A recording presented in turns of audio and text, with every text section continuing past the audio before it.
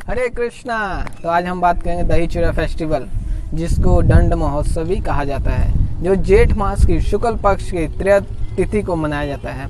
जो कि रघुनाथ दास गोस्वामी थे, जो कि 6 गोस्वामी में से एक थे। इनको नित्यानंद प्रभु ने एक प्रकार से दंड दिया था।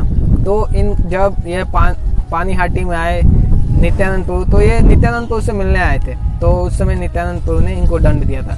जो दास रघुनाथ, जो ये रघुनाथ दास थे, इनका जन्म लगभग आज से 550 वर्ष पूर्व 1495 ईस्वी में सप्तग्राम के एक जिले में, जो कृष्णपुर या कृष्णनगर कहा जाता है, वहाँ पे हुआ था। और इनके पिता का नाम था गोवर्धन मजुमदार, जो कि जमींदार थे और उनके पास बहुत ही धन था। कहा जाता है कि इनके पास इतना धन था जिससे कि इंद्र का जितना ऐश्वर्य है उतना ही इनके पिता जो रघुनाथ दास हैं, इनके पिता का भी ऐश्वर्य था। और रघुनाथ जो थे वो अपने खानदान का इकलौता वारिस थे और इनके माता पिता इनसे बहुत ही प्रेम करते थे। किंतु यह शुरू से जब पाठशालाओं में जाते थे तो वहाँ पे इनको हरिदास ठाकुर का सानिध्य प्राप्त होता था, जो कि नामाचार्य हरिदास ठाकुर हैं, महान वैष्णवों में उनकी गिनती होती है।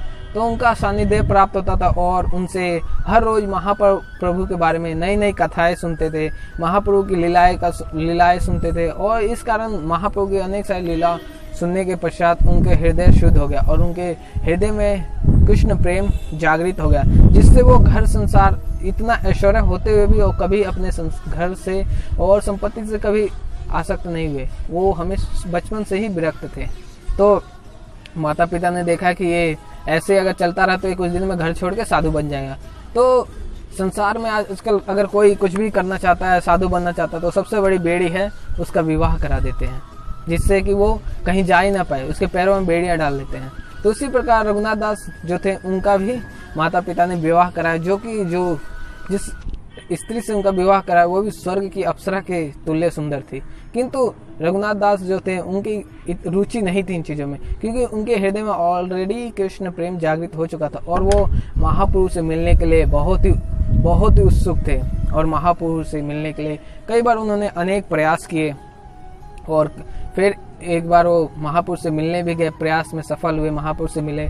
और महाप्रभु ने उन्हें बोला कि अभी आपके पास कुछ समय है, अभी तुम वापस घर लौट जाओ, जब तुम्हारा समय हो जाएगा तो तुम खुद ही मेरे पास आ जाओगे। तो रघुनाथ दास थे बहुत उदास हुए और महाप्रभु की आज्ञा थी, इस कारण वो वहाँ से वापस आ गए। और घर पे रह के ही वो इंतजार करते थे कि कब वो समय आएगा और कब मैं घर से दोबारा भाग के कब महाप्रभु के पास मैं जाऊँगा और महाप्रभु की कृपा प्राप्त करूँगा, उनके साथ रह पाऊँगा। तो यह सोचने लगे। कुछ समय पश्चात उन्होंने प्रयास करते करते उनको पता चला कि शांतिपुर में ही 2 साल के बाद कुछ नित्यानंद प्रभु है, जो कि गुरु तत्व है। यदि हमें गुरु की कृपा चाहिए तो नित्यानंद की प्रार्थना करना चाहिए, उपासना करना चाहिए, क्योंकि नित्यानंद प्रभु ही गुरु हैं। गुरु आदि गुरु कहा जाता है नित्यानंद प्रभु को। तो नित्यानंद प्रभु जब आए शांतिपुर में तो इनको पता चला और इन्होंने अपने माता पिता से परमिशन लिया रघुनाथ दास ने और गए नित्यानंद प्रभु के दर्शन करने के लिए। तो जब गए तो वहाँ पानीहाटी में देखा कि नित्यानंद प्रभु एक पेड़ के नीचे बैठे हुए हैं और बहुत सारे वैष्णव इकट्ठा होकर वहाँ कीर्तन कर रहे थे। तो जब रघुनाथ दास ने देखा कि नित्यानंद प्रभु बैठे हैं तो रघुनाथ के मन में डर था और वो सामने नहीं गया माँ उनके, और दूर से ही साष्टांग दंडवत प्रणाम किया और दंडवत प्रणाम करके उठा। तो वैष्णव ने देखा कि, और वैष्णव ने नित्यानंद प्रभु को बोला कि देखिए रघुनाथ आया है और वो आपको दंडवत प्रणाम कर रहा है। तो नित्यानंद प्रभु बोले कि पकड़ के लाओ इसको, ये चोर है। क्योंकि जो कृष्ण प्रेम है वो गुरु की संपत्ति है और वो गुरु तभी जब देता है जब आप उसके शरण में जाओ। यदि आप बिना गुरु के ही कृष्ण प्रेम पाने की प्रयास करेंगे तो एक तरह से वो चोरी हो जाएगा और वो आपको पूरा प्राप्त भी नहीं होगा। इसीलिए हमें बताया जाता है, शास्त्रों में बताया कि बिना गुरु के भक्ति नहीं मिल सकती। इसीलिए हमें गुरु स्वीकार करना चाहिए और ये नहीं कि कोई भी ऐसे वैसे गुरु स्वीकार कर लो, हमें उसके लिए पूरा जांच पड़ताल भी करना चाहिए। तो नित्यानंद प्रभु वो गुरु हैं, गुरु तत्व हैं, तो गुरु वो समर्थ है कृष्ण प्रेम देने में। तो वो पकड़ के लाते हैं सभी भक्त और नित्यानंद प्रभु के पास जब वो आते हैं तो नित्यानंद प्रभु अपना चरण उठा के रघुनाथ दास के सर पर रख देते हैं और बोलते हैं कि तुम्हारे बहुत बड़ा अपराध किया है, तो आज तुम दही चूड़ा फेस्टिवल करो और यहाँ सभी को दही चूड़ा का प्रसाद दिया।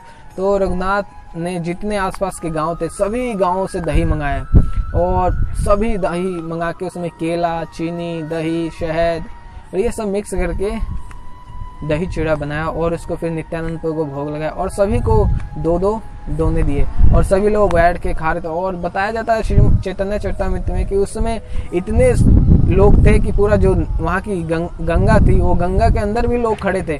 गंगा का पानी नहीं दिख रहा था, अगर कोई सरसों ऊपर से गिरता ना तो नीचे नहीं जाता, इतने लोग थे और इतना बड़ा फेस्टिवल हुआ था।